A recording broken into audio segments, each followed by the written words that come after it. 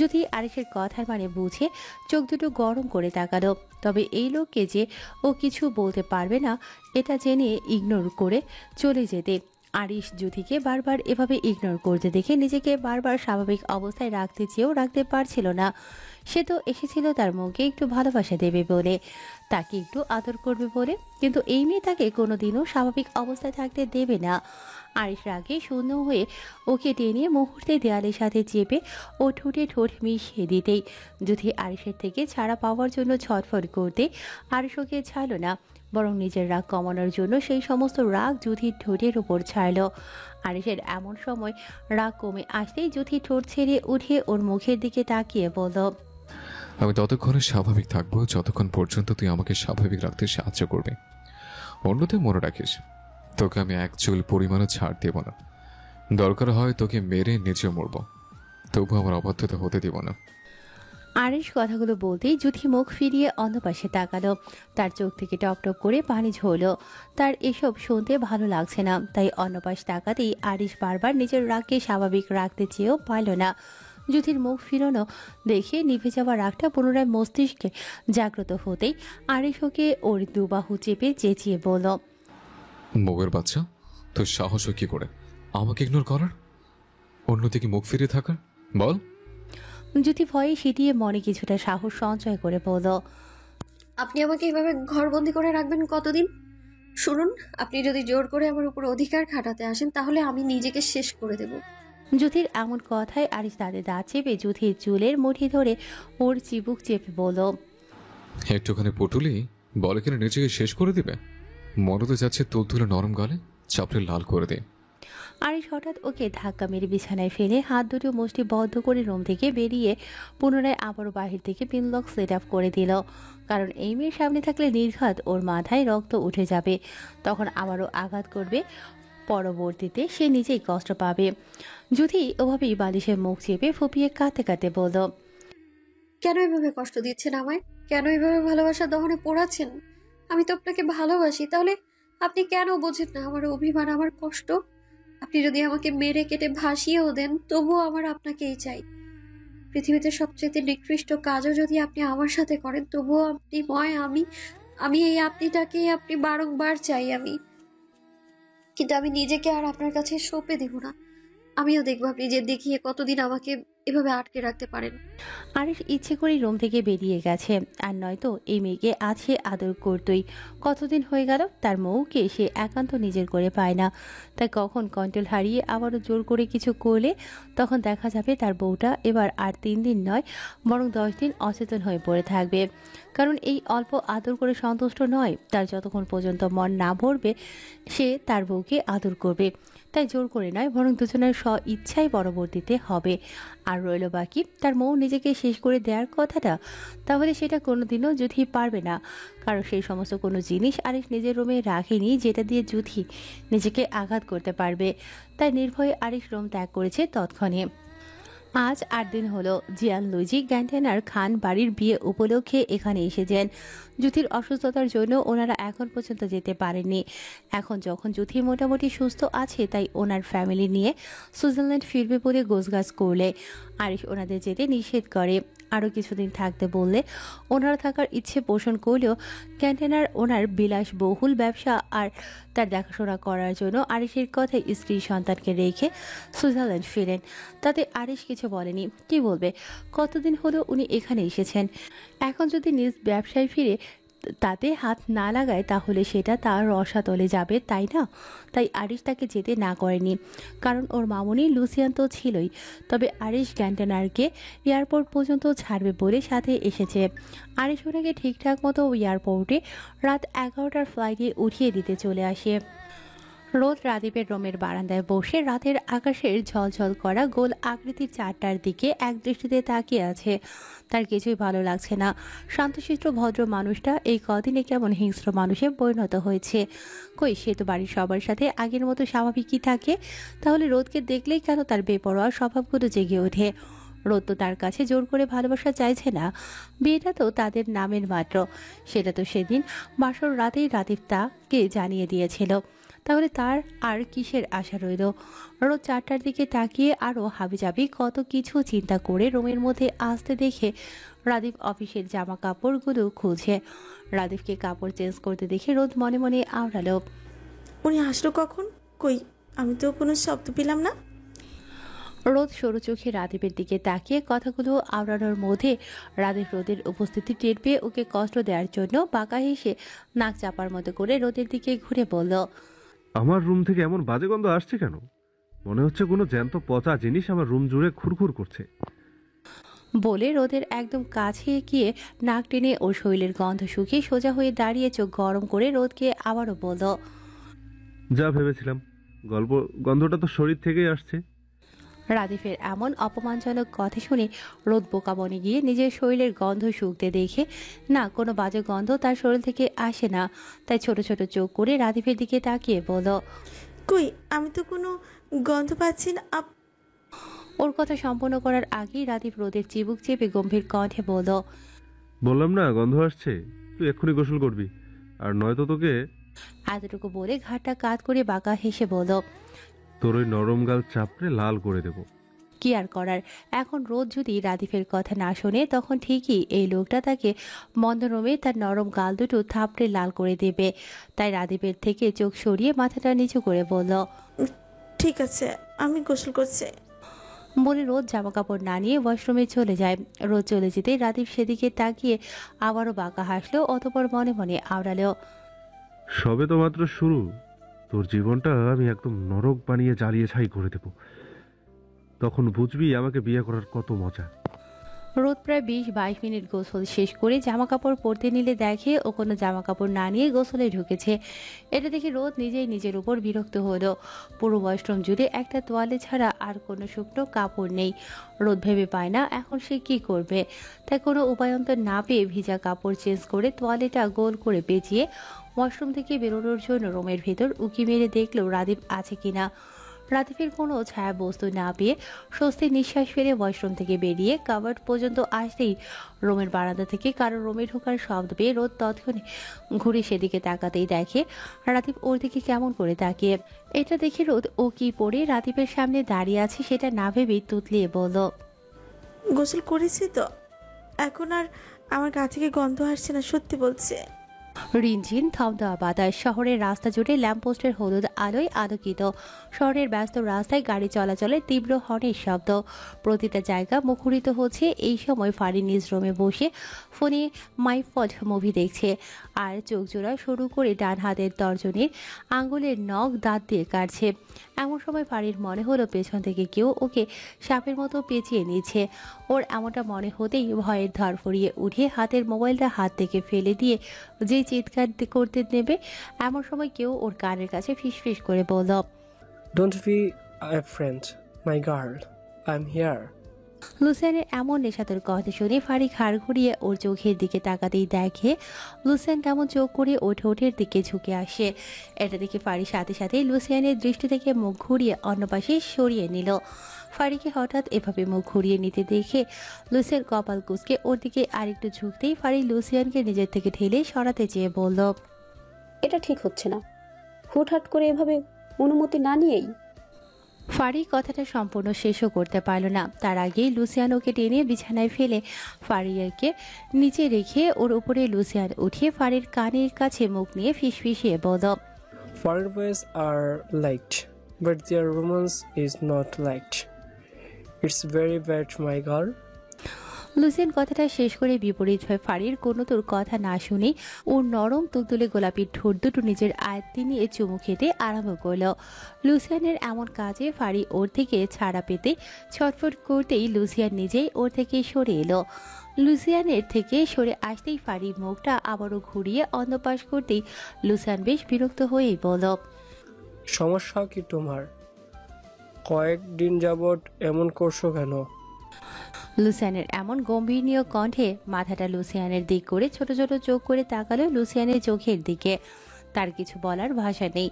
তার এভাবে লুসিয়ানকে ফিরিয়ে দিতে কষ্ট হচ্ছে, তবুও বারবার শুধু মনে পড়ছে তার মায়ের বলা এবার ফের আসার দিন রাতের কথাগুলো, পরপর থাপ্পড় দুটো। কি ভয়ঙ্কর লাগছিল সেদিন তার মাকে। এতটুকু ভেবে ফারির মনে পড়ে সেদিন রাতের কথা। সেদিন সন্ধ্যা রাতে ইভা নতুন জামাইকে নিয়ে ফিরে আসায় তাদের সন্ধ্যায় নাস্তা দেওয়ার জন্য কর্তিরা রান্নাঘরে বিভিন্ন নাস্তা বানাতে ব্যস্ত। বাকিরা ছোট বড় সবাই প্রায় এক জায়গায় বসার ঘরে বসা খোশ গল্প করছে, শুধু ফারি লুসিয়ান ব্যতীত। তারা খানমহলের খোলা বাগানে একসাথে বসে নির্দিষ্ট সময় পার করছে। তবে ঘনিষ্ঠ মানে এটা নয় যে তারা একসাথে ওইসব লুতুপুতু কাজ করছে, বরং তারা একসাথে একে অপরের ছোঁয়াছুঁয়ে খেলছে, রাতের আকাশের সুন্দর তারাগুলোর উপভোগ করছে, একে অপরের মনের কথা বলেছে। একসময় দুজন দুজনের সাথে সময় কাটাতে লুসিয়ান ফারির কোমর পেছন থেকে জড়িয়ে গোল গোল ঘুরতে ফারিও হাসতে হাসতে বলল, কি করছেন? নামান আমাকে, পড়ে যাবো তো। কে শুনে কার কথা? লুসিয়ান 2-3টা ঘুরুনি দিতেই হাসি মুখে ওকে আস্তে করে মাটিতে দাঁড় করিয়ে ওর মুখের দিকে ঝুঁকে ও ঠোঁটে চুমু খেতে গেলে পেছন থেকে কারো গমগমে কণ্ঠে বলা কিছু বাক্য শুনে লুসিয়ান ঘুরেই সেদিকে তাকায়। এই যে বিদেশি ফর্সা ছেলে, তোমাকে তোমার মা ডাকছে। মেহজাবিন খানের কথায় লুসিয়ান আর চোখে একবার ফারির দিকে তাকিয়ে ঘুরে মেহজাবিন খানের দিকে তাকিয়ে বলল, Yes, I am going. Lucien উক্ত কথাটা শেষ করে জায়গা ছাড়তেই মেহজাবিন খান ফারির দিকে ঘুরে ওর মুখ থেকে কোনো রকম শব্দ বের করার আগেই পরপর শক্ত হাতে ফারি দুগালে দাবাং মার্কা চর মারতেই ফারি পরপর এমন থাপ্পড় খেয়ে তবদা খেয়ে গালে 2 হাত রেখে ততক্ষণে তার মাকে সে কিছুই বলল না, শুধু নীরবে নাকের পাটা ফুলিয়ে চোখের অশ্রু বিসর্জন দিতে লাগলো। তার বুঝে আসলো না তার মা হঠাৎ তাকে এভাবে মারল কেন। ফারি এসব ভেবে না পেয়ে যখন গালের ব্যথাটা আজ করতে পারল, তখন নিঃশব্দে কান্নাটা ফুপিয়ে উঠতেই মেহজাবিন খান বললেন, এটা খানমহল, তোমাদের স্বাধীনতা দেওয়া হয়েছে, তাই বলে এই না যে তোমার যা মনে চাইবে তাই করবে। এই ছেলেটা আসার পর থেকে বেশ কিছুদিন লক্ষ্য করেছি ছেলেটার সাথে অতিরিক্ত ঘেঁষাঘেঁষি করছো তুমি, সেগুলো আমার মোটেও পছন্দ না। তোমাকে ওয়ার্ন করছি, বাধ্য করছি না। ফের এইসব কিছু তুমি আমার কল্পনাতে এনো না। মনে রেখো, আমার চোখে যেন দ্বিতীয়বার এইসব কোনো জিনিস না পড়ে, কারণ বিদেশি কোনো ছেলের সাথে তোমার বিয়ে আমরা কোনো দিনই দেব না। So be careful. Mehjabin Khan উক্ত কথাগুলো বলে আর এক মুহূর্ত ওখানে দাঁড়ালেন না, রাপ পায়ে হেঁটে বাড়ির ভেতরে চলে গেলেন। উনি চলে যেতে ফারি অশ্রুসিক্ত নয়নে ওনার চলে যাওয়ার দিকে তাকিয়ে কিছুক্ষণ ওভাবে ফুপিয়ে কেঁদে হুট করে দৌড়ে বসার ঘর পেরিয়ে কাউকে কিছু বুঝতে না দিয়ে নিজের রুমে চলে এলো। সেদিনের পর থেকে লুসিয়ান যতবার ফারির সাথে আলাদা করে সময় স্পেন্ড করতে চেয়েছে, ফারি ততবারই এটা ওটা বলে দূরত্ব বাড়িয়েছে। শত হোক তার পয়েন্ট ছেলে পছন্দ, সে তার মা বাবার অবাধ্য হবে না, কিন্তু এই দূরত্ব যেন লুসিয়ান মেনে নিতে পারছিল না। তাই আজ সুযোগ বুঝে ফারির রুমে একান্ত ফারির সাথে কথা বলতে এসেছে। ফারিকে এক মনে কিছু একটা ভাবতে দেখে লুসিয়ান তার বাহুতে ধাক্কা দিয়ে বলল, What happened to you? What are you thinking so much about? ফারি লুসিয়ানের পুনরায় গমগমে গম্ভীর কণ্ঠ শুনে ভাবনার জগৎ থেকে বেরিয়ে এসে বলল, কই, কিছু ভাবছি না তো। আপনি আমার রুম থেকে যান please. Don't make my head hot. Go before coming close. I am a boy who grew up in Switzerland, and I like a dark romance. Although I didn't before, I once took a book from my father and read it. Since then, I will been quite interested in dark romance. লুসিয়ানের কথা শেষ হতেই ফারি সরু চোখে পুনরায় ওর চোখের দিকে তাকালো। তার এটা জানা আরিশ ভাই ডার্ক রোমান্সের বইগুলো বেশ পছন্দ করে। যখন ভাই দেশে ছিল প্রায় সময় ফ্রি থাকলে বাসায় বসে পড়ত, তবে সে বিষয়ে তখন তেমনটা জানা ছিল না ওর, তাই তেমন গুরুত্ব দিয়ে দেখেনি। যে আরিশ ভাইয়ের মতন একটা লোক উপন্যাসের বইও পড়তে জানে, তবে এখন বেশ জানে কেন আরিশ এই উপন্যাসগুলো পছন্দ করত। আজ হঠাৎ লুসিয়ানের মুখে ডার্ক রোমান্সের কথাটা শুনিয়ে বুকের মধ্যে ধুক করে উঠল। সত্যি বলতে ডার্ক রোমান্স তারও পছন্দ, ফারিকে আবারও কিছু একটা একধারে ভাবতে দেখে লুসিয়ান ঝুঁকে ও নরম তুতুলে ঠোঁট দুটো নিজের আয়ত্তে নিয়ে নিল। ফারিও আর বাধা দিল না, দিয়ে কি করবে? এই লোক কি ওর কথা শুনবে নাকি? লুসিয়ান 12 সেকেন্ড ফারির ঠোঁটে মদ্য থাকতেই দরজায় খটখট শব্দ পেয়ে ফারির থেকে সরে আসতে শুনতে পেল মির্জামিন খানের কণ্ঠ। ফারি, দরজা খোল। ফারি এই সময় রুমে মায়ের কণ্ঠ পেয়ে ধরফরিয়ে উঠে লুসিয়ানকে একটু জোরেই ধাক্কা দিয়ে ওর থেকে সরিয়ে আশেপাশে তাকিয়ে ঘন ঘন নিঃশ্বাস ফেলতে ফেলতে তাড়াতাড়ি লুসিয়ানের হাত ধরে ওকে খাটের তলায় ঢুকিয়ে দিয়ে বলল, প্লিজ তাড়াতাড়ি খাটের নিচে ঢুকে পড়ুন, আর নয়তো আমি আজ শেষ। আজব, আমি কেন ওই খাটের নিচে নোংরা জায়গা যাব? দয়া করুন না, প্লিজ ঢুকুন। কিন্তু এত কথা বলার সময় নেই, আম্মু বারবার দরজা ধাক্কা দিচ্ছে। প্লিজ ঢুকুন, প্লিজ প্লিজ প্লিজ। ফারি তাড়াহুড়ো কথাগুলো কোনো রকম শেষ করে নিজেই ঠেলে ঠুলে খাটের তলায় লুসিয়ানকে ঢুকিয়ে দিল।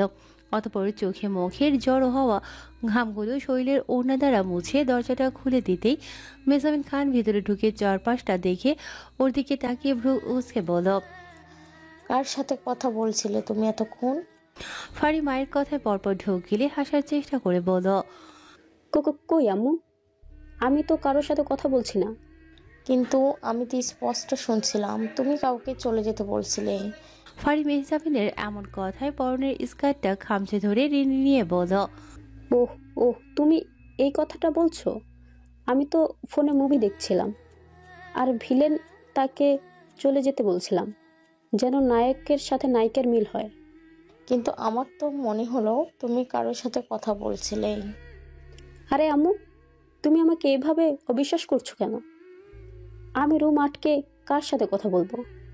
মেহজাবিন খান আর কথা বাড়ালেন না, তিনি মেয়েকে চিনেন, তাই এই মুহূর্তে বাড়াবাড়ি না করে সন্দিহান দৃষ্টিতে রুমের চারপাশটা একবার তাকিয়ে চলে গেলেন। উনি চলে যেতেই ফারি স্বস্তির নিঃশ্বাস ফেলে ভেতর থেকে দরজাটা লক করে খাটের কাছে এসে লুসিয়ানের হাত ধরে ওকে বের করে আনতে দেখে ওর শার্টে মাথার চুলে ময়লা লেগে আছে। এটা দেখে ফারি শরীরের ওড়নাটা হাতে নিয়ে লুসিয়ানের মাথায় শার্টে ছেড়ে দিতে লুসিয়ান তাকালো ফারির ওড়না ছাড়া শরীরের দিকে। ফর্সা শরীর, স্কার্টের সাদা পেট পর্যন্ত টপটাই যেন হাই কি দ্বিগুণ হঠিনা লাগছে। লুসিয়ান আর নিজেকে দমাতে পারল না, হুট করে ফারির উন্মুক্ত ঘাড়ে চুমু খেয়ে সরে এসে মাথাটা চুলকে বলল, no way, Bibijan. You are extremely hard. I don't know if I feel complete ownership over you. What would I do? Maybe I'd eat up your hotness if I can't handle it. লুসিয়ানের কথাটা শেষ করে হঠাৎ করে ফারিকে টেনে নিজের সাথে জড়িয়ে বিছানায় ধপাস করে ওভাবেই শুয়ে পড়ল। তারপর আর কি, দুজনে বেশ মুহূর্ত কাটালো। তবে এসবের ভেতর লুসিয়ান কিছু একটা মনে মনে পরিকল্পনা আঁটল, তবে তা ফারিকে বুঝতে দিল না, নিজ মনে রাখলো। তখন রোদ শাওয়ার শেষ করে কোনো উপায়ন্তর না পেয়ে কী করবে না করবে ভেবে না পেয়ে রুমে কারো উপস্থিতি টের না পেয়ে স্বস্তিতে পুরো শরীরে শুধু তোয়ালে পেঁচিয়ে বেরিয়ে এলো। এমন সময় রুমের মধ্যে কারো উপস্থিতি টের পেয়ে তড়িঘড়ি করে পেছন তাকিয়ে দেখে রাদীপ বারান্দা থেকে ওর দিকে কেমন চোখ করে এগিয়ে আসে। এটা দেখে রোদ ও কি পরে রাদীপের সামনে দাঁড়িয়ে আছে সেটা না ভেবেই তুতলিয়ে বলল, গোসল করেছি তো, এখন আর আমার গা থেকে কোনো গন্ধ আসছে না, সত্যি বলছে। ততক্ষণে রাদীপের কি হলো কে জানে, অতিরিক্ত ফর্সা শরীর, সমস্ত শরীরে চিকচিক পানি, লম্বা চুলগুলো থেকে টপ টপ পানি পড়া, উন্মুক্ত দুটি পা, সব মিলিয়ে যেন রাদীপ হুঁশ হারিয়ে ফেলল। তার পুরো শরীরে কেমন পুরুষত্ব জেগে উঠল। রাদীপ অতিরিক্ত কন্ট্রোল হারিয়ে শেষে গরম নিঃশ্বাস ফেলে ড্রেসিং টেবিলের পাশে রাখা কাচের ফুলের টপটা ছুঁড়ে রোদের পায়ের কাছে ফেলে চেঁচিয়ে বলল, এভাবে অর্ধনগ্ন হয়ে আমাকে সিডিউস করার চেষ্টা করছিস? তোর কি মনে হয় তুই এভাবে আসলে আমি তোর সাথে ইন্টিমেট হব? তারপর তোর পেটে বাচ্চা আসুক, তারপর আমি বাধ্য হয়ে তোকে মেনে নেই? কথাটা বলে তেড়ে এসে রোদের উন্মুক্ত দু বাহু চেপে ধরে ঝাঁকাতে ঝাঁকাতে আবারও কিছু বলতে যাবে, এমন সময় রোদের তোয়ালেটা আলগা হয়ে পড়ে যেতে নিলে রোদ চোখটা খিচে বন্ধ করে নিতেই রাদীপ রোদের বুকের কাছ থেকে তোয়ালেটা চেপে ধরতেই আনমনে ঢুকিলে পর মুহূর্তে কিছু একটা মনে করে বাঁকা হেসে বলল, ওয়েট, তুই তো আমার বউ, তাই না? আমার তো অধিকার আছে তোর সাথে বেড পারফরমেন্স করার। বলে ওকে ঘুরিয়ে বিছানার উপর ধাক্কা দিয়ে ফেলতেই রোদ ঘন ঘন নিঃশ্বাস নিয়ে বলল, আমি আপনার সাথে থাকতে চাই না, দয়া করে আমার সাথে এমনটা করবে না। রাদীপের মাথা এমনিতেই গরম ছিল, তার উপর থাকতে চায় না শব্দটা শুনে হিতাহিত জ্ঞান হারিয়ে গায়ের শার্টের বোতাম খুলতে খুলতে রোদের দিকে এগিয়ে আসতে আসতে বলল, কেন সোনা, বিয়ে করেছো, স্বামীকে বেডের শান্তিটুকু দেবে না? তবে আমি যে আমার ফুলবানুর সাথে ইন্টিমেট হবই। বলে রোদকে ছুতে নিলে রোদ পিছিয়ে বলল, প্লিজ রাদীপ ভাই, আমার সাথে এমন যে করবেন না। রাদীপ রোদকে পিছিয়ে যেতে দেখে ওর পা ধরে ওর কাছে টেনে এনে বলল, আজ থেকে তোকে আমি বেডেও নেব, তখন বুঝবি ইচ্ছার বিরুদ্ধে কিছু হলে কেমন লাগে। বলে রোদের কোনো কথা না শুনে রোদকে নিজের সাথে আস্তে আস্তে একটু করে মিশিয়ে নিল। প্রথমে রোদের নরম তুলতুলের ঠোঁট দুটো রাদীপের পৌরুষালী ঠোঁট দ্বারা আবদ্ধ করে নিল। অতপর ঠোঁট ছেড়ে ঘাড় নিচু করে রোদের ফর্সা গলায় চুমু খেতে খেতে 2 ইঞ্চি নিচে এসে দাঁত দ্বারা রোদের পেঁচানো তোয়ালেটা কামড়ে সরিয়ে নিল। অতপর রোদের উন্মুক্ত বুকে পরপর দুটো শক্ত করে চুমু খেলো। রাদীপের এমন কাজে রোদ ভয়ে প্লাস সহ্য করতে না পেরে এক হাতে বিছানার চাদরটা খামছে, অন্য হাতে রাদীপের চুলগুলো শক্ত করে মুঠ করে ধরল। রোদ রাদীপের চুলগুলো মুঠিবদ্ধ করতেই রাদীপ যেন নিজ হুঁশ হারিয়ে ফেলল। তারপর আর কি, দুটি দেহ পরিপূরকভাবে এক হয়ে গেল। হলো দুটি বাঁধনে পবিত্র আত্মার মিলন। যারা চাইলেও আর অস্বীকার করতে পারবে না তাদের মধ্যে কোনো সম্পর্ক নেই। আর না রাদীপ রোদকে ঠেলে সরিয়ে দিতে পারবে। রাদীপ রোদের সাথে বেশ কিছুক্ষণ ঘনিষ্ঠ হয়ে ক্লান্ত হয়ে অপর পাশের বালিশের উপর শুয়ে পড়তেই রোদ তখনও শরীরের ব্যথায় ফুপিয়ে কাঁদতে ব্যস্ত। যে মানুষটা ওকে ভালোবাসে না, ওকে সহ্য করতে পারে না, সুযোগ হলে ওকে তার জীবন থেকে ঘাড় ধাক্কা দিয়ে ফেলে দিত। সেখানে ভাগ্যের কি নির্মম পরিহাস, আজ ভাগ্য তাকে সম্পূর্ণ তার করে দিল। সে চাইলেও এখন আর তার থেকে দূরত্ব বাড়াতে পারবে না। রাদীপ অবহেলা করলেও তা মেনে নিয়ে তার সাথে জীবনটা কাটাতে হবে, কারণ নারীর সতীত্ব তো একটাই, তা শুধু এক পুরুষের কাছেই সঁপে দেওয়া যায়। ছেলেদের মতো বিভিন্ন মানুষের কাছে পূর্ণত্ব হয় না। রোদ এসব ভেবে মাথাটা কাত করে ভেজা চোখে রাদীপের দিকে তাকালো। সে দিব্যি ক্লান্তিতে ঘুমিয়ে পড়েছে। রোদ এটা থেকে নিঃশ্বাস ফিরে পাশে ছড়ানো তোয়ালেটা শরীরে জড়িয়ে এগিয়ে রাদীপের বুকে মাথা রেখে একটু জোরে ফুপিয়ে ওঠে। অতপর রাদীপ যাতে বুঝতে না পারে সে তার বুকে মাথা রেখেছে সেভাবে আস্তে করে বলল, আপনি আজ যা করলেন তা মেনে নেওয়া যায় না, কিন্তু তবুও মানিয়ে নিতে হবে। আপনি যে আমার স্বামী। আপনি যদি একটু ভালোবাসা দিতেন না, আমি রোদ সব কষ্ট মেনে নিতাম। এই আমিটা যে একটুখানি ভালোবাসা পাওয়ার কাঙাল। সময়টা ঘড়ির কাঁটায় রাত 11টা। আয়ান তানিশার বাসার নিচে দাঁড়িয়ে দোতলার ওপরে ঘরের দিকে তাকিয়ে পকেটে ফোনটা বের করে কল মিলালো তানিশার নাম্বারে। প্রথমবার কল বাজতে বাজতেই কেটে গেল, কিন্তু অপর পাশ থেকে কেউ রেসপন্স করলো না দেখে আয়ান পরপর দুটো কল দিতে তখনও একই রকম বেজে কেটে যেতেই আয়ান এবার ভ্রু কুঁচকে আবারও কল দিতেই তানিশা এবার ঘুমের ঘরে বেশ বিরক্ত হলো। দেখছে যে কল রিসিভ হচ্ছে না, তারপরও বারবার কল দিচ্ছে। তাই কে এত বারবার কল করছে দেখার জন্য ফোনে ভেসে ওঠা নাম্বারটা দেখে কলটা রিসিভ করে ঘুমো ঘুমো কণ্ঠে বলল, কে? তোমার ফিউচার হাজব্যান্ড। আয়নের সোজা উত্তরে তানিশা তখনও ঘুমো ঘুমো কণ্ঠে বলল, তাহলে আপনি হয়তো রং নাম্বারে কল করেছেন। সরি মিস, নাম্বার ইজ ভুল ডায়াল। জি না মহারানী, আমি তোমাকে কল করছি। মহারানী শব্দটা কানে আসা মাত্র তানিশা চোখ দুটো খুলিয়ে ফোনের স্ক্রিনে জলজল করা নাম্বারের দিকে তাকাতেই দেখে তিত করলা নামে সেভ করা নাম্বারটা। এটা দেখে তানিশা কিছু বলতে যাবে তার আগেই আয়ান আবারও একই সুরে বলল, নিচে আসো, কথা আছে। আয়ানের এমন কথা তানিশা চট করে বিছানা থেকে উঠে বসে ঘড়ির দিকে তাকিয়ে টাইমটা দেখে মেজাজ দেখিয়ে বলল, সমস্যা কি আপনার? রাত কয়টা বাজে দেখেছেন? তুমি আসবা নাকি আমি উপরে আসবো? আপনি কিন্তু এবার বাড়াবাড়ি। ঠিক আছে, আসতে হবে না, আমি বরং আন্টিকে ফোন দেই, তখন বিষয়টা আরো ভালো হবে। এই আধ রাতে জামাই আদর পাবো। আয়ানের কথা শেষ হওয়ার আগেই তানিশা তড়িঘড়ি করে বলল, আম্মুকে ফোন দিতে হবে না, ওয়েট করুন, আমি আসছি। আয়ান ফোন কাটতেই তানিশা বালিশের পাশে রাখা ওনাটা শরীরে বৌদের মতো গোল করে মাথায় ঘোমটা দিল। অতপর পাশে গভীর ঘুমে থাকা বোন শর্মির দিকে একবার দেখে বিছানা থেকে নেমে পা টিপে টিপে রুমের দরজা খুলে সিঁড়ি বেয়ে নিচে এসে মেন দরজা খুলে বের হয়ে পুনরায় আস্তে করে চাপিয়ে রাস্তায় আসতে দেখে আয়ন বাইকের লুকিয়ে আয়নায় চুল ঠিক করছে। তানিশা এটা দেখে মনে মনে আয়নকে গালি দিয়ে উঠে বলল, শয়তানের আর গিলা একটা। তানিয়া এসে দাঁড়াতেই আয়ান ঘাড় কাত করে ওর দিকে তাকিয়ে টেডি ইসমাইল দিয়ে বাইক থেকে নেমে বাইকের উপর হেলান দিল, এক পায়ের উপর অন্য পা ভর করে। অতপর দক্ষিণ পূর্ব দুদিকে হাত সোজা করে তানিশাকে এমনভাবে কাছে ডাকলো মনে হচ্ছে নায়িকাকে কেউ বন্দি করে রেখেছে সেখানে। নায়ক সব বাধা বিপত্তি পেরিয়ে নায়িকার কাছে এসে হাত বাড়াতেই নায়িকা ছুটে এসে তাকে জড়িয়ে ধরবে, কিন্তু আয়নের ধারণা পাল্টে দিয়ে হলো তার উল্টোটা। তানিশা আয়ানকে হাত বাড়াতে দেখে পরনের জামা খামচে ধরে দুপা পিছিয়ে বলল, আপনি আমাকে এসব করার জন্য ডেকেছেন? তানিশাকে এভাবে পিছিয়ে যেতে দেখে আয়ন ভ্রু কুঁচকে ওর দিকে এগিয়ে আসতে আসতে বলল, মানে? আপনি তো সাধু পুরুষ, তাই মানে বুঝতে পারছেন না। অন্যদিকে মুখ করে অগত্যা আয়ান তানিশার কথায় পাত্তা না দিয়ে ওর কাছে এগোতেই তানিশা হাত উঠিয়ে বাধা দিয়ে বলল, একদম আমার কাছে আসবেন না। হয়? কারণটা খুব সিম্পল। আপনার এক ভাই বাসর করে বউকে 3 দিন অজ্ঞান করে রাখছে।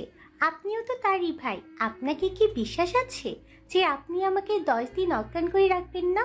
দেখা গেল আপনার একটা কথার অবাধ্য হলাম, তখন আপনি আমাকে সত্যি সত্যি 10 দিন অজ্ঞান করে রেখে দিলেন। তখন তানিশা কথাটা শেষ করতে না করতেই আয়ন ওকে টেনে বুকের সাথে জড়িয়ে ধরল। হঠাৎ কি হলো বুঝে আসলো না তানিশার। পরক্ষণে যখন বুঝতে পারলো তখন আয়নের থেকে ছাড়া পাওয়ার জন্য ছটফট করতেই আয়ন হুঁশের মতো শব্দ করে আস্তে করে ফিসফিসিয়ে বলল, ছটফট করো না প্লিজ, থাকুন একটু এভাবে, ভীষণ শান্তি লাগছে।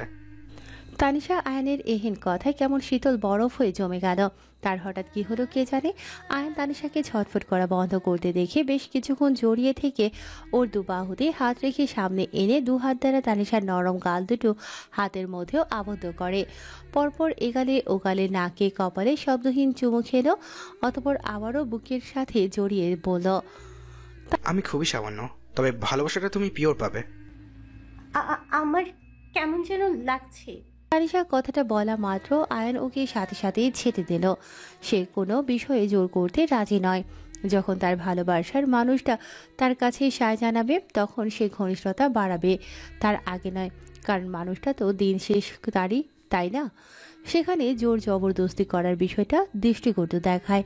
তবুও একটা দিক থাকতো জোর জবরদস্তি করার, যদি অন্য কেউ তাকে পেতে চেত।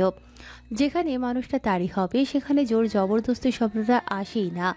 আয়ন এসব ভেবে তানিশার দিকে ডান হাতটা বাড়িয়ে বলল, চলো না, নাম জানা মোটা গাছটার নিচে বেঞ্চটাতে বসে। তানিশাও আর না করলো না, তবে আয়নের হাতে হাতও রাখলো না, বরং আয়নকে পাশ কাটিয়ে বেঞ্চিতে বসতেই আয়ন ওর দুবাহু উপরে করে ঠোঁট উঁচিয়ে হেঁটে এসে তানিশার গা ঘেঁষে বসতেই তানিশা ওর মাথা সরিয়ে দিতে নিলে আয়ন বলল, একদম ভুলেও না।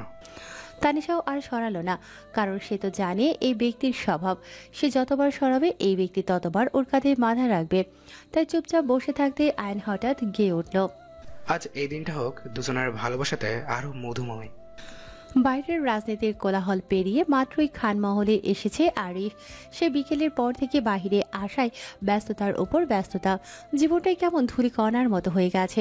এমপি সাহেব বলতে কথা, প্রতিটি সাধারণ জনগণের ভালো মন্দ তাকেই দেখতে হবে। হ্যাঁ, সে সামান্য উছিরা মাত্র।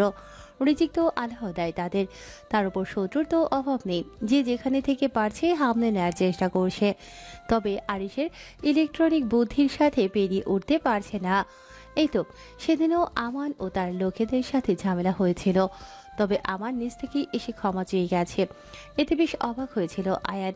তবে আরিশ মোটেও অবাক হয়নি, কারণ আমানের মতো লোক ক্ষমা চাইবে না সেটা তার বিচক্ষণ মাইন্ড জানে।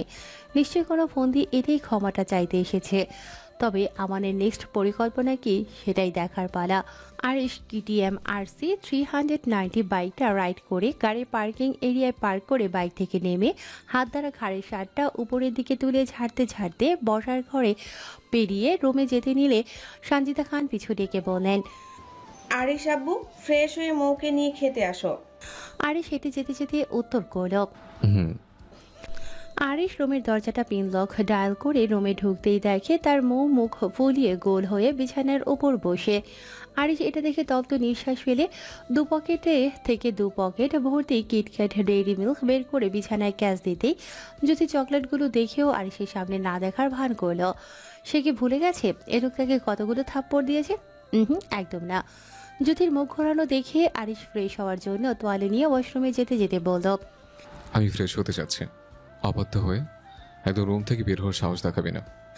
আরিশ কথাটা বলে আর চোখে যুথির দিকে তাকাতেই কোনো সারা শব্দ না পেয়ে সেও আর কথা বাড়ালো না, হেঁটে ওয়াশরুমে চলে গেল।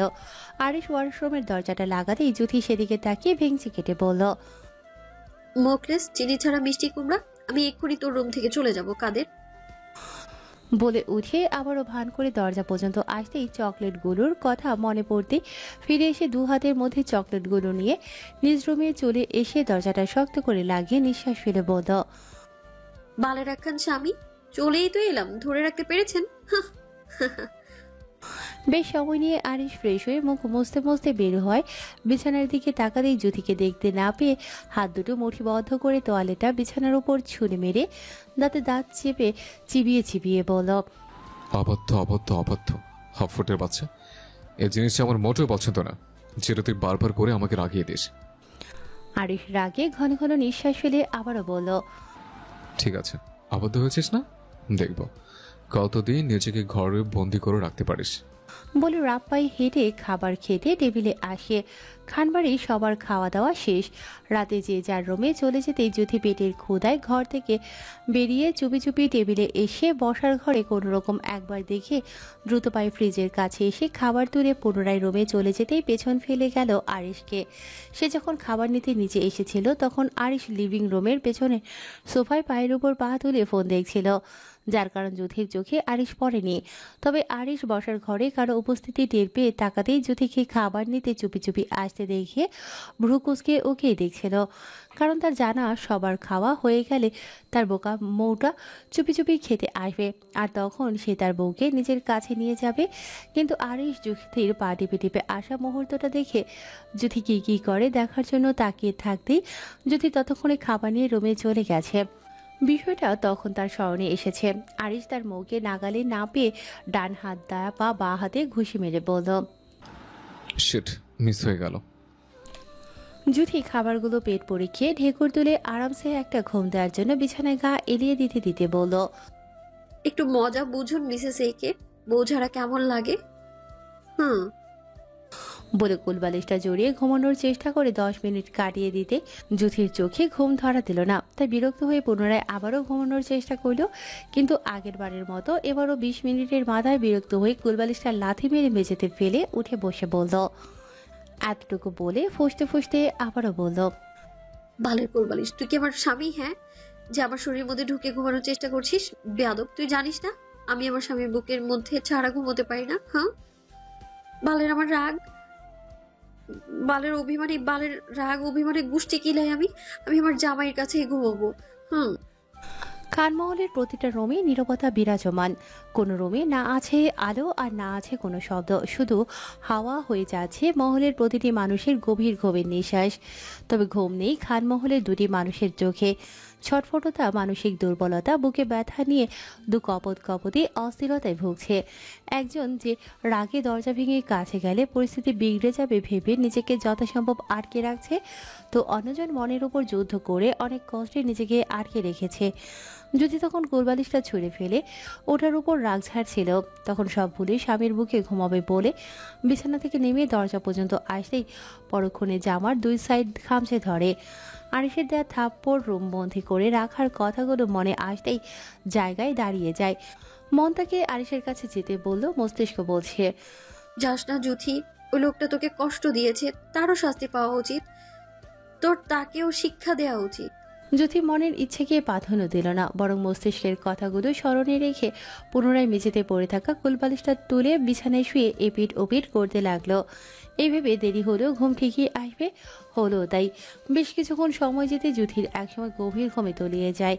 অপোজিট সাইডে আরিশ চোয়াল শক্ত করে মুখভঙ্গিমা কেমন করে চ এর মতো উচ্চারণ করে রুমের বারান্দায় পেতে রাখা বেতের চেয়ারটার ছেড়ে উঠে দাঁড়িয়ে জোরে জোরে নিঃশ্বাস ফেলে রুমে এসে টি টেবিলে রাখা অর্ধ পানি ভর্তি গ্লাসটা তুলে মেঝেতে আছাড় মারতে মুহূর্তে সেটা ভেঙে মেঝেতে ছড়িয়ে পড়ল।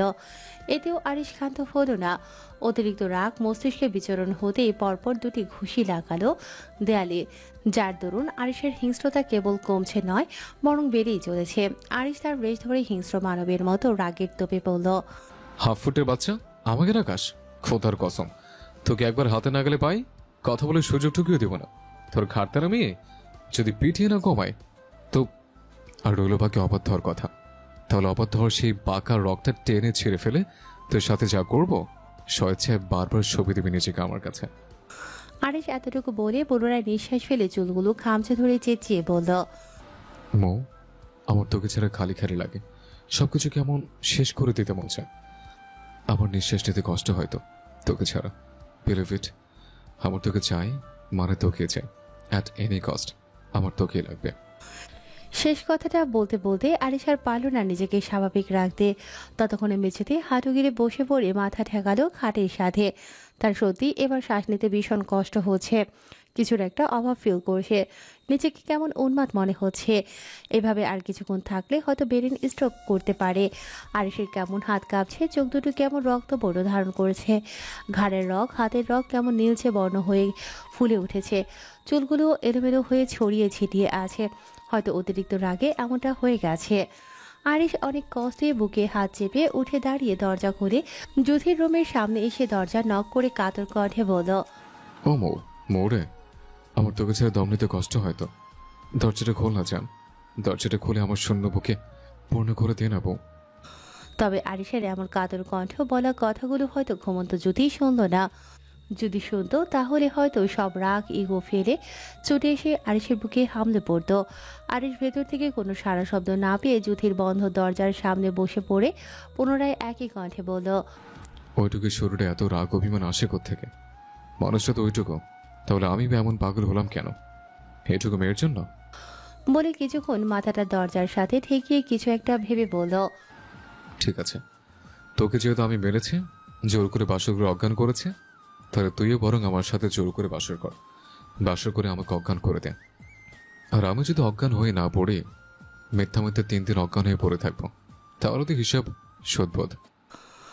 উক্ত কথাগুলো বলে আশা নিয়ে দরজার দিকে তাকাতেই আরিশ আবারও হতাশ হলো। ভেতর থেকে যুথির কোনোরূপ সারা শব্দ না পেয়ে তাই শরীরের সব ভর ক্লান্তিতে দরজার উপর ছেড়ে দিয়ে আবারও আবদার করার মতো করে বলল, ও বউ, রাগটা ফেলে দিয়ে আমার শূন্য বুকে ফিরে আয় না। কথা দিচ্ছে, তোকে ভালো রাখতে আমার যত দূর যাওয়া লাগে আমি যাব, তবু আমাকে এইভাবে দূরে রেখে কষ্ট দিস না। তোর দূরত্বটা আমার দিন শেষে বুকে করে করে খায়। ফিরে আয় বউ। কথাগুলো এক নাগাড়ে বলে মাথাও এলিয়ে দিল দরজার সাথে। এমন বেশ কিছুক্ষণ সময় যেতেই আরিশ যুথির বন্ধ দরজায় মাথা রেখে ঘুমিয়ে যায়। পাখিদের কিচিরমিচির আওয়াজ সেই সকাল সকাল মিঠা আলোতেই থেমে গেছে। আর এখন বেলা 8টার ঘরে। আরিশ সে রাতে যুথির বন্ধ দরজার সামনে ঘুমলেও সকালের আলো ফোটার সাথে সাথে 6টা নাগাদ নিজের রুমে চলে গেছে। রুমে গিয়ে কোমরটা টান টান করে বিছানায় চিত হয়ে শুয়ে ঘুমানোর সিদ্ধান্ত নিল। রাতে মশার কামড়ে তার ঘুম হয়নি ভালো করে। তাছাড়া আজ শুক্রবার তেমন কোনো পলিটিক্স চাপও নেই, যদিও যতটুকু বা আছে সেটা ঘুমিয়ে উঠলেও করা যাবে ভেবে 2 ঘন্টা ঘুমিয়ে নিল। আর এখন বেলা 8টা বেজে গেছে। যদি তার আজ কি হলো কে জানে, এক ঘুমে তার বেলা 8টা বেজে গেছে। আজ ফজরের নামাজ কালাম পর্যন্ত পড়তে পারল না। যদি চোখ ডলতে ডলতে উঠে বিছানায় বসলো। যদি সে ঘুমোলে অবশ্য আরেকটু ঘুমোতে পারত। তার চোখে এখনো ঘুম, কিন্তু নিচে বসার ঘরের আওয়াজ তার সুন্দর ঘুমে এখন তালা দিতে হবে।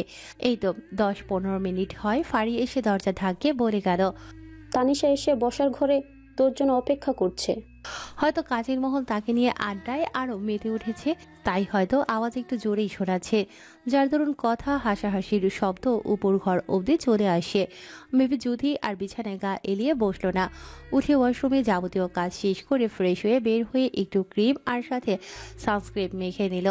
অতপর চুল আশ্রে গার্ডার দিয়ে বেঁধে ওনাটা ঝরিয়ে সিঁড়ি বেয়ে বসার ঘরে আসতেই মুখে হাসি ফুটিয়ে বলল, ওমা সুচি, তুমি কখন এলে? আন্টিও এসেছে? মাও এসেছে। এর জন্যই তো বলি এখানে এত আওয়াজ কেন। বলে ওদের কাছে যেতে নিলে চোখ পড়ে তানিশার পাশে বসা আশিকের উপর। যুথি আশিককে দেখা মাত্র দৌড়ে ওর কাছে গিয়ে গাল টেনে দিয়ে আফসোসের স্বরে বলল, ওরে আমার জামাই আসছে, আমার জামাইটা আসছে, তোর আমাকে বলবি না? ইস, মিস করে গেলাম কত টাইম। তোমাকে না বলেছি তুমি আমায় জামাই বলবে না? জামাই ডাক শুনলে আমার কেমন যেন লাগে। যুথি আশিকের কথায় মুখ টিপে হেসে বলল, কিন্তু তোমাকে তো আমার জামাইয়ের মতো লাগে। এখন আমি কি করতে পারি বলো? এত জামাই জামাই লাগে যখন যখন সত্যি বিয়ে করতে চাইবো, বিয়ে করবে তো আমায়? তখন আবার আমার স্বামী আছে বলে কেটে পড়বে না তো? দু হাত বগল দাবা করে একটু ভাব নিয়ে, না না, একদম না। বিয়ে তো আমি সবাইকে রেখে তোমাকেই করব। সত্যি? হুম। তাহলে কাছে আসো তো, তোমার ওই সুন্দর গালগুলোতে টপ টপ দুটো চুমু খাই। আশিক কথাটা বলতেই জুথি ফিক করে হেসে দিয়ে গালটা এগিয়ে দিতেই হঠাৎ এমন সময় আরিশ হুট করে পেছন থেকে জুথির বাহুর দু সাইড ধরে বাচ্চাদের মতো করে ওখান থেকে অন্য পাশে সরিয়ে আশিকের দিকে হাত বাড়িয়ে দিতেই আশিকও হাসি মুখে আরিশের হাতে হাত দিতেই আরিশ বলল, অন্যের জিনিসে চোখ দিতে নেই। একদম ঠিক। তুমি বরং আমার সাথে গরম গরম হেলদি খাবার খাবে, চলো। আরিশ কথাটা বলতেই আশিকও তাতে সায় জানিয়ে উঠে চলে যেতেই বেকুব হলেও ওখানে বসে থাকা ৬-৭টা মুখ ওরা চলে যেতেই নিজেরাও একে অপরের দিকে তাকিয়ে বোঝার চেষ্টা করলো হলোটা কি। তবে সবার এমন মনোভাবের মধ্যে সূচি হাসি মুখে সেখান থেকে উঠিয়ে আরিশের পাশের চেয়ারটা টেনে বসতে বসতে বলল, ব্রো সবকিছু মিটমাট হলো? আরিশ বুঝলো জুথি তাকে কি বোঝাতে চাইছে, তাই প্রসঙ্গ পাল্টে বলল, থাকবি কিছুদিন? বেশি পারবো না, ওই 3 কি 4 দিন, কাজের চাপ বেশি। তাতেই হবে। মানে? কিছু না। আরিশ কিছু না বলতে সুচিও আর কথা বাড়ালো না। গরম গরম খাবারের গন্ধ পেয়ে প্লেট নিতে যুথি তানিশা এসেছে ভুলে ভ্রু কুচকে টেবিলে এসে আরিশের মুখোমুখি বিপরীত সাইডে বসে প্লেট নিতে নিতে আর চোখে সুচির দিকে তাকিয়ে মনে মনে আওড়ালো, এই সূচিটা তো আমার দলে ছিল, এখন আবার পাল্টি খেয়ে হাদারামটার সাথে যোগ দিল নাকি? কিন্তু রাগ করলে তো তা বুঝবো আমি, তাই বলে আমার সামনে এই হারামজাদা অন্য কারোর সাথে এভাবে হেসে হেসে কথা বলবে? ওর এভাবে মনে মনে বকাবকি করার মধ্যে আরিশ হঠাৎ বিষম খেতে সুচি পানির গ্লাসটা আরিশের হাতে তুলে দিয়ে মাথা পিঠ চাপড়ে দিতেই জুথি চোখ জোড়া শুরু করে হা করে হাত মুঠো করে রাগি রাগি চোখে দুজনের দিকে তাকাতেই সুচির হঠাৎ চোখ পড়ল জুথির দিকে। জুথির হঠাৎ এমন চেহারা দেখে সুচি মাথা চুলকে মেকি হেসে চেয়ারে বসে হালকা ঝুঁকে আরিশের কানে ফিসফিস করে বলল, ব্রো তোর মৌ মনে হয় তোর উপর এখনো ক্ষেপে আছে, তাই না? বড্ড অভিমানে যে। কথাটা বলে আরিশ জুথির দিকে আর চোখে তাকিয়ে বাঁকা হেসে বাম হাতের বুড়ো আঙুলটা মুখের সামনে থেকে আস্তে সরিয়ে নিল। জুথি এভাবে ওদের কানে মুখে এসে কথা বলতে দেখে দাঁত কিরমির করে টেবিল থেকে উঠে চলে আসতে আসতে বলল, তানো আমার রুমে আয়, যা বলবি যা বলার আমার রুমে। বলে যে দেখিয়ে বড় বড় পা ফেলে নিজের রুমে চলে আসতেই তানিশাও উঠে জুথির রুমে এলো। তানিশা রুমে আসতেই জুথি শব্দ করেই রুমের দরজাটা বন্ধ করে দিল, যার শব্দ অল্প হলেও নিচে সবার কানে যেতে আরিশ খাবার মুখে দিতে দিতে পুনরায় বাঁকা হাসলো। জুথি চলে যেতেই আরিশ ও খাবার রেখে উঠে যেতেই সানজিদা খান বললেন, আরে আরে সাব্বু, খাবার না খেয়ে যাচ্ছ কই তুমি? ততক্ষণে আরিশ ফোনে কাউকে টেক্সট পাঠিয়ে ফোনটা টেবিলের উপর রেখে বেসিনের দিকে যেতে যেতে বলল, আম্মু আর্জেন্ট কাজ আছে, সেটা সেরে জুমার আগে বাড়ি ফিরতে হবে।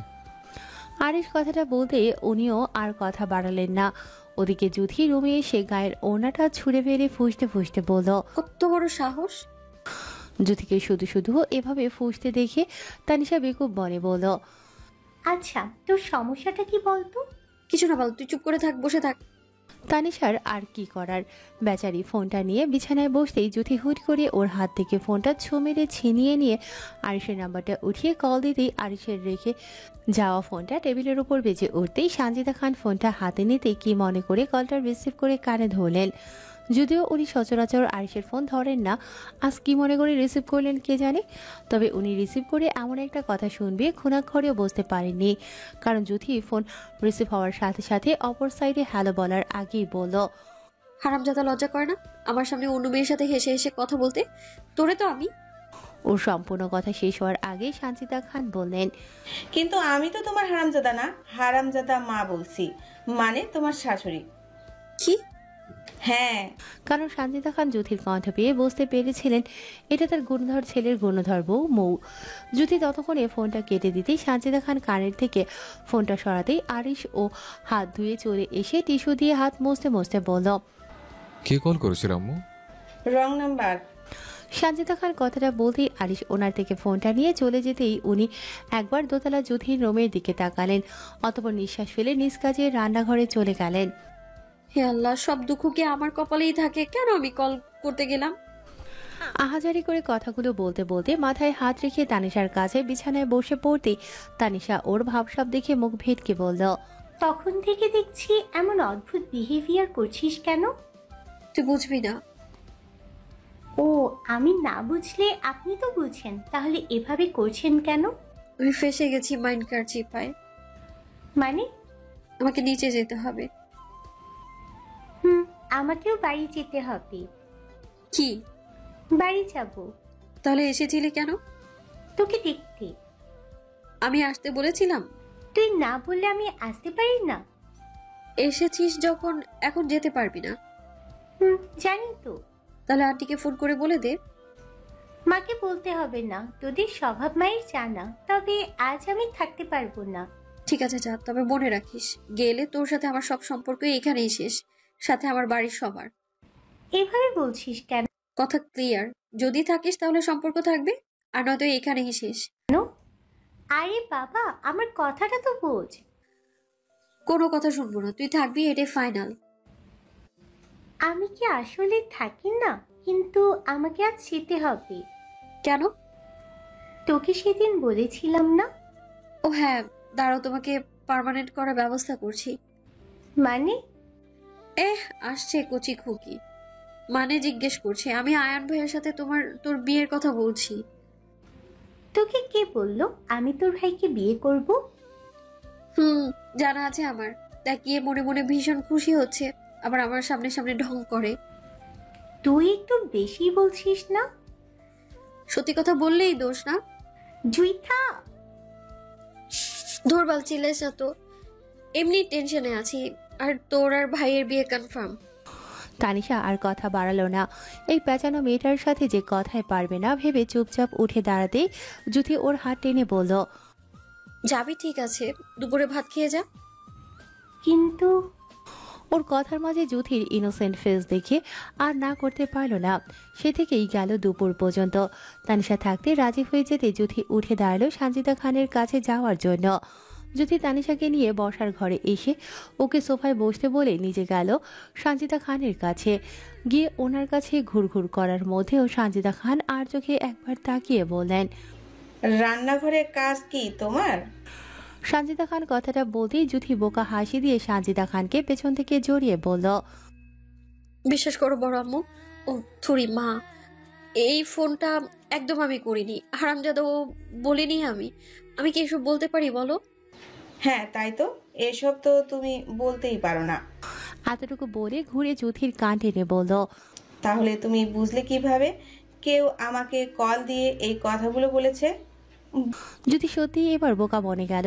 কই সে ভেবেছিল একটু চালাক সাজবে, সেটা না হয়ে কিনা ধরা পড়ে গেল। যদি ছলো ছলো চোখে ওনার দিকে তাকাতেই উনি ওর কান ছেড়ে বুকের মধ্যে টেনে নিতে যদিও এবার মুস্কি হাসতে সানজিদা খানকে বললেন, বোকা একটা, টেবিলে খাবার বেড়েছিলাম, খাও গিয়ে। যুথি ওনার কাছ থেকে এলো তো ঠিকই, কিন্তু মনে মনে আরিশের গোষ্ঠী উদ্ধার করলো যত যা খামার আছে সেগুলো দিয়ে। বেলা দুপুর, খানমহলের পুরুষরা সব জুমার নামাজ শেষ করে মাতৃ বাড়িতে ঢুকলো। সবার হাতে দুটো করে জুমার মিলাদের মিষ্টি। ওনাদের মিষ্টি নিয়ে আসতে দেখে জুথি, ফাড়ি, মণি তিনজনই দৌড়ে নিচে আসতেই যুথি লোভনীয় দৃষ্টি নিয়ে তাকাতেই ততক্ষণে আরিশও ঢুকলো মিষ্টি হাতে। যদিও তার হাতে করে মিষ্টি আনা পছন্দ নয়, কিন্তু তার মৌ কিনে আনা মিষ্টি খাওয়ার চেয়েও এই জুমার মিলাদে পাওয়া মিষ্টি খেতে বেশি পছন্দ করে বলে নিয়ে আসা।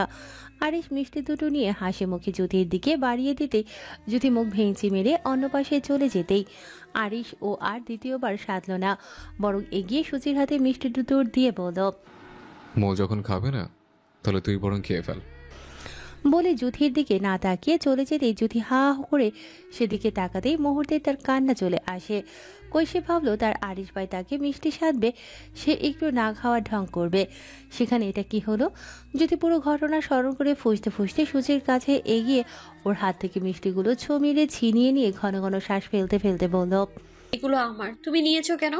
তোমার যদি খেতে ইচ্ছে করে তাহলে বিয়ে করে স্বামীকে এনে দিতে বলো না। উক্ত কথাটা বলে আর এক মুহূর্ত ওখানে না দাঁড়িয়ে মিষ্টিগুলো নিয়ে রাব পায়ে নিজের রুমে চলে গেল।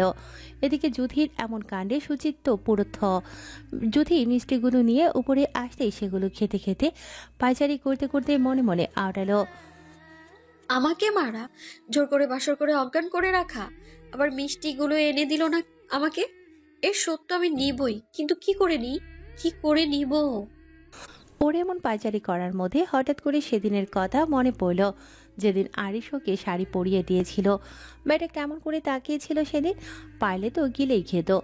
যুথির একথা মাথায় আসতেই ঠোঁট কামড়ে হেসে বলল, আমাকে মারা না, রুম বন্দি করে রাখা। হ্যাঁ, আমার সাথে এভাবে জোর করে বাসর করা। এবার তোমার মজা বোঝাবো আমি, চান্দু। সূর্য ডুবে গেছে বেশ কিছুক্ষণ হয়, তবে আলোটা পুরোপুরি এখনো অন্ধকার হয়নি। এখনো বেশ চারপাশে আলো দেখা যাচ্ছে। হয়তো আর কিছুক্ষণের মধ্যে পৃথিবীর বুকে অন্ধকার হয়ে রাত্রি নিয়ে আসবে। যুথি তখনের প্ল্যান অনুযায়ী মাগরিবের নামাজ পড়ে এবার রুমের সামনে এসে দরজা নক করতেই বলল, বনু ভেতরে আসি। আয়, দরজা খোলাই আছে। যুথি দরজাটা ঠেলে ভেতরে আসতেই দেখে রনি রেডি হয়ে আয়নার সামনে চুল আঁচড়াচ্ছে। এটা দেখে যুথি বলল, রনি ভাই, আপনি চলে যাচ্ছেন? মেজো আপু। রাতে আসবেন? কাল সকালে তোমার আপুকে নিয়ে যাব, আসতে তো হবেই। আচ্ছা, আসার সময় আমার জন্য চকলেট নিয়ে আসবেন। আচ্ছা। রনি আচ্ছা বলতেই যুথি ইভার কাছে এগিয়ে বলল, বনু, তোর না লাল একটা সিল্কের শাড়ি আছে, যেটা তুই কিছুদিন আগে কিনেছিলি? ওটা আমার একটু দে না। কি করবি? পরবো। আলমারিটা খুল, দেখ কাতারে ঝোলানো আছে।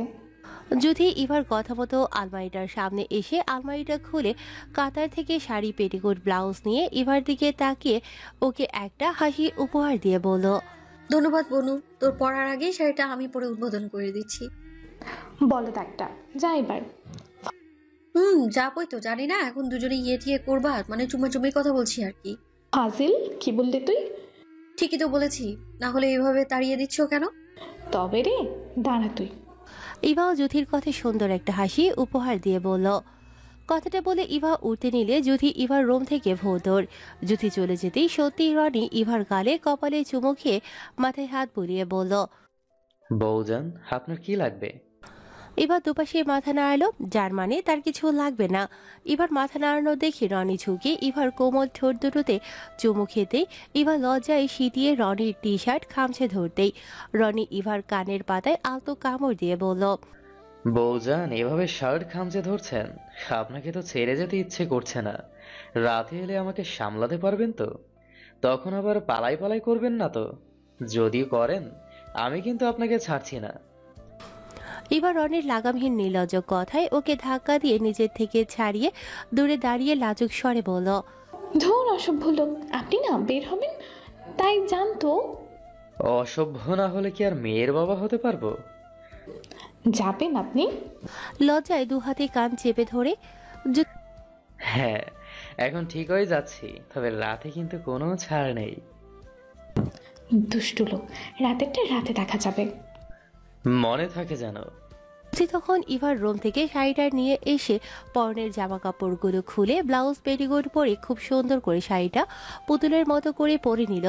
সাথে হালকা মেকআপ, মোটা করে কাজল, আইলাইনার, হালকা শ্যাডো, নাকের ওপর হাইলাইটার, চোখের পিসিগুলোতে মাস্কারা, পিঙ্ক কম্বিনেশন করা সাদা পাথরের ছোট্ট একটা টিপ, নিখুঁত বাঁকে করা কোমল ঠোঁট দুটোতে লিপ লাইনার দিয়ে একে গাঢ় করে লাল লিপস্টিক পরে নিল।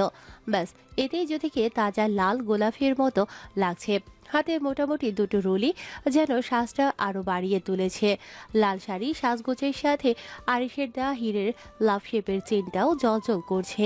যদি সম্পূর্ণ মুখের সাজটা শেষ করে চুলগুলো আশ্রে সামনে থেকে সিঁথি করে দুপাশে মুড়িয়ে খেজুরবেনি করে পেছন দিক ছেড়ে দিল। ব্যাস, তার সাজ এখন সম্পূর্ণ কমপ্লিট। যদি সাজ সম্পূর্ণ শেষ হয়ে যেতেই আয়নার কাছ থেকে একটু পিছিয়ে আয়নায় নিজেকে দেখে মুখে হাত দিয়ে নিজেই নিজেকে প্রশংসা করে বলে উঠল, আল্লাহ জুথি, তুই এত সুন্দর, তোর তো তোকেই বিয়ে করা উচিত ছিল।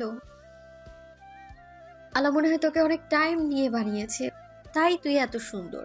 এই জন্যেই মনে হয় ওই হারামজাদাটা তোকে ভুলিয়ে ভালিয়ে বিয়ে করেছে। যদি একা একা নিজেকে নিয়ে আরো অনেক কিছু বকবক করে আবারও একা একাই বলল, যদি তুই এবার নিজেকে নিয়ে একটু বেশি বলছিস না? নিজেরা তো প্রশংসা না করে ভাব মুকলেসের সামনে কেমন করে এন্ট্রি নিবি। জ্যোতি বিছানায় পা দুলিয়ে ভাবতে ভাবতে কিছু একটা মাথায় আসতেই মুচকি হেসে উঠে দাঁড়ালো। তার পরিকল্পনা হয়ে গেলে বেশ কিছুক্ষণ পায়চারি করলো রুমের মধ্যে আরিশ বাড়ি ফেরার জন্য। তবে আরিশের আসার টাইম নেই দেখে জ্যোতি আবার বিরক্ত হয়ে রুম থেকে বেরিয়ে দরজাটা চাপিয়ে ঘুরতে নিলেই করিডোর থেকে হেঁটে আসা রাদীপের সাথে ধাক্কা খেয়ে পড়ে যেতে নিলে জ্যোতি ততক্ষণে আউজ শব্দ করে ভয়ের চোখ বন্ধ করতেই অনুভব করলো কেউ তাকে খুব সাবধানে পড়ে যাওয়া থেকে আগলে রেখেছে। জ্যোতি নিচে পড়ে যায়নি এমনটা মনে হতেই পিট পিট করে চোখ মেলে তাকাতেই দেখল রাদীপের হা হয়ে যাওয়া মুখটা। জ্যোতি রাদীপকে নিজের দিকে এভাবে হা করে এক দৃষ্টিতে তাকিয়ে থাকতে দেখে ওর থেকে কোনো রকম সরে এসে সৌজন্য হাসি দিয়ে বলল, তোমাকে ধন্যবাদ রাদীপ ভাই, আমাকে পড়ে যাওয়া থেকে বাঁচানোর জন্য। এখন যাই আমি। সেই টোল পড়া হাসি ঠোঁটের নিচে দিল। আজ এমন সাজ আমাকে সে আগের অনুভূতি দিচ্ছে, কেমন নেগেটিভ ফিল হচ্ছে। বলে এক পা সামনে রাখতেই রাদীপ তখনও জ্যোতির দিকে এক দৃষ্টিতে তাকিয়ে বলল, তুমি বিবাহিত রাদীপ ভাই, এসব কথা বলবে না। তোমার চেহারা, তোমার হাসি কিছুতেই তো ভুলতে পারি না আমি। তুমি শুধু একবার বলো আমার কাছে আসবে, বাকি সবটা বুঝে নেব আমি। রাদীপের এমন কথায় জ্যোতি রাদীপের দিকে ঘুরে বলল। রাদীপ জ্যোতির দিকে তাকিয়ে এমনভাবে কথাগুলো বলল জ্যোতি কেমন একটা ফিল হয়। রাদীপ যদি বিদেশ থেকে এসে পরপরই জ্যোতিকে ভালোবাসি বলতো তাহলে হয়তো নরম হৃদয়ের জ্যোতি রাদীপকে নিজের সবটুকু দিয়ে ভালোবাসত। রাদীপ সেটাকে রোমবন্ধী নয় বরং স্বাধীনতা দিত। কিন্তু আফসোস তার বলতে দেরি হয়ে গেল। জ্যোতির রাদীপের কথাই খারাপ লাগলো কিন্তু সেটা বুঝতে না দিয়ে বলল, সেটা সম্ভব নয়, কারণ আমার হৃদয়ে ওনার নাম স্থাপিত হয়ে গেছে। আমার মস্তিষ্কে সারাক্ষণ উনি বিচরণ করেন। ওনাকে ছাড়া আমি এমনিতেই দম বন্ধ হয়ে মারা যাব। কখন কিভাবে ওনার প্রতি এতটা দুর্বল হয়েছে আমি জানি না, তবে এতটুকু জানি উনি ছাড়া আমার কোনো অস্তিত্ব নেই। উনি আমার স্বামী, আমি ভালোবাসি ওনাকে, ঠিক ততটাই ভালোবাসি যতটা ভালোবাসলে নিজের জীবনটা কোনো কথা ছাড়াই ওনার নামে লিখে উৎসর্গ করে দিতে পারি। বলে জ্যোতি চলে যেতে নিলে রাদীপ জ্যোতির হাত ধরে ওকে ঘুরিয়ে ওর হাত ওর পেটের সাথে চেপে জ্যোতির দিকে ঠেকালো রাদীপের বুকে। অতঃপর রাদীপ জ্যোতির ঘাড়ে মুখ ঠেকিয়ে বলল, তুমি আবার হলে খুব বেশি কি ক্ষতি হয়ে যেত? ততক্ষণে জ্যোতি রাদীপের কথা ও এমন কাজে রাদীপের থেকে ছাড়া পাওয়ার জন্য ছোটাছুটি করে বলল, কি করছো রাদীপ ভাই? আমাকে ছাড়ো, ছাড়ো না। কিন্তু রাদীপ ছাড়ল না, বরং জ্যোতিকে ঘুরিয়ে ওর বুকের সাথে জড়িয়ে তাচ্ছিল্য কণ্ঠে বলল, এভাবে যদি অধিকার সহ জড়িয়ে ধরতে পারতাম তো সারা জীবন এইভাবেই জড়িয়ে রাখতাম। রাদীপের কোনো কথায় জ্যোতির মন নেই। রাদীপকে নিজের থেকে ঠেলে সরাতে চাইলে রাদীপ ছাড়ল না জ্যোতিকে। রাদীপ জ্যোতিকে ছাড়ছে না বলে জ্যোতি রাদীপের বুক থেকে ছাড়া পাওয়ার জন্য হালকা চেঁচিয়ে বলল, ছাড়ো আমায়। উনি এসে আমাকে এই অবস্থা দেখলে ওটা আমার উপর রেগে যাবে, আর তখন আমার সব প্ল্যান ভেস্তে যাবে। জ্যোতির এমন চেঁচামেচির শব্দ পেয়ে রোদ রাদীপের রুম থেকে বেরোলো দেখার জন্য কে এভাবে ছাড়ো বলে চিৎকার করছে। রোদ বেরিয়ে চোখের সামনে এমন একটা দৃশ্য দেখবে সে ক্ষুণাক্ষরেও বুঝতে পারেনি। রোদ আসতেই রাদীপ তখনও ছাড়ল না জ্যোতিকে। জ্যোতি এবার সহ্য করতে না পেরে রাদীপের হাতে কামড় দিতেই রাদীপ ব্যথায় ওকে ছেড়ে দিতেই জ্যোতি রোদের দিকে না তাকিয়েই দৌড়ে নিজের রুমে চলে গেল। জ্যোতি চলে যেতেই রোদ শূন্য চোখে বেশ কিছুক্ষণ রাদীপের দিকে তাকিয়ে থেকে চুপচাপ সেভাবেই রুমে চলে যায়। রোদ চলে যেতেই রাদীপও রোদের পিছু রুমে চলে আসে। রাদীপ রুমে এসে কিছু না বলে ফ্রেশ হতে ওয়াশরুমে চলে গেল। রাদীপ চলে যেতেই রোদ আর পারল না নিজের কান্না আটকে রাখতে। ততক্ষণে ফুপিয়ে কেঁদে উঠে দৌড়ে রুমের বারান্দায় চলে গিয়ে হাউমাউ করে কান্না শুরু করলো। রোদ জানে রাদীপ জ্যোতিকে ভালোবাসতো, হয়তো এখনো ভুলতে পারছে না, কিন্তু রোদ রাদীপের বউ হয়ে সেটা মানা দুষ্কর। রোদ চায় না নিজের দুর্বলতা কাউকে জানাতে, কারণ দুর্বলতার জায়গাটা কেউ একবার জেনে গেলে বারংবার মানুষ সেটা দিয়ে আঘাত করে। রোদ হেসকে দিয়ে কান্না করার মধ্যে হঠাৎ গাড়ে কারো হাতের স্পর্শ পেয়ে সেদিকে তাকাতেই রাদীপকে দেখে কোনো কিছু না ভেবে রাদীপের গলা জাপটে জড়িয়ে কান্না করতে করতে বলল, রাদীপ ভাই, আমি একটা মেয়ে, আর একটা মেয়ের সবচেয়ে ভরসা অধিকারের জায়গা তার স্বামী। তাহলে আপনি আমার সেইটুকু কেন কেড়ে নিচ্ছেন? স্বামীর অধিকার নিলেন, কষ্ট দিলেন। কই, আমি তো কিচ্ছু বলিনি, বরং আমি তো আপনার সব কিছু মেনে নিয়েছি। তাহলে আপনি কেন? রোদ হেসকি দিয়ে কান্না করে কথাগুলো বলার মধ্যে রাদীপ রোদকে কোলে তুলে বারান্দা থেকে রুমে এনে রোদকে বিছানার উপর বসিয়ে রোদের চোখের পানি মুছে দিতেই রোদ তখনও হেসকি দিয়ে সমান তালে কাছে দেখে রাদীপ বলল, নারীর নীরবতা, চোখের পানি পুরুষকে হতে বাধ্য করে। তোর আর আমার বিয়ে হলো 12 দিন, যে 12 দিন শুধু তুই কেঁদেছিস। দেখ, আমি তোকে ভালোবাসি না, কোনোদিন বাসবো কিনা তাও জানি না, তবে এটা বুঝতে পারছি ভালোবাসার মানুষটা চোখের সামনে ভালো থাকলে আমারও ভালো লাগবে। তবে এটাই, যাকে ভালোবাসছি সে চোখের সামনে সর্বক্ষণ থাকলে ভালোবাসাটা হৃদয়ের এক কোণে থেকেই যায়। তবে আমি চেষ্টা করব তোকে ভালোবাসতে, তোকে বউয়ের মর্যাদা দিতে। ভুলে যাস এতদিন আমার করা অত্যাচার করো। এতটুকু বলে থেমে আবার বলল, আমি তোকে চেয়েছিলাম, এমন তো কোনো কথা নেই, তোকে পেতেই হবে। সে থাক না অন্য কাউকে জড়িয়ে ভালো। আমি না হয় ইতিহাসের পাতা উল্টে দূর থেকে নয় কাছ থেকে দেখব। দূর আকাশের সন্ধ্যা তারা ভেবে অন্ধকারে হারিয়ে গেছে ভাববো। তবুও চাইবো সে ভালো থাকুক। সে যাকে চায় সে যেন তাকে আকাশ সমান ভালোবাসে, ভালো রাখে। আমার এতটুকুই চাওয়ার।